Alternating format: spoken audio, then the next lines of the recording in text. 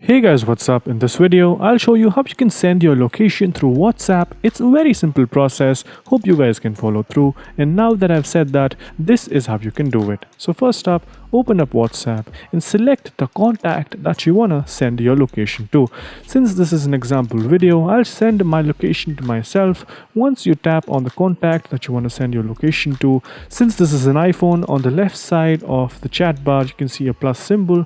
Now that is where I'll have to tap, and you can see an option which says location. You can also send other things like a photo or a payment or a document, but in this case I'm going to show you how you can send your location. Just tap on location and it will give you a bunch of options. Make sure you allow your GPS to work, or give permission to WhatsApp to use your location.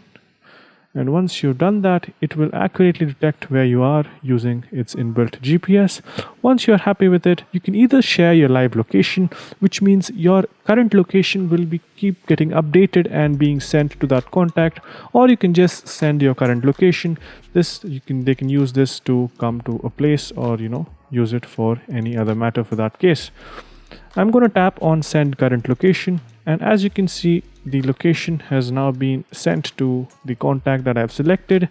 And yeah, you can even send your live location, as I've said earlier. In that case, your current location will keep getting updated by the second, and your live location will be given to this contact, wherein he or she can track you using that information. So yeah, that's pretty much it for this video. Hope you guys found it helpful. If you did, make sure you subscribe to the channel, like the video, and also comment down below on what next videos we should make. So yeah, that's pretty much it for this one. Thank you for watching. Bye bye.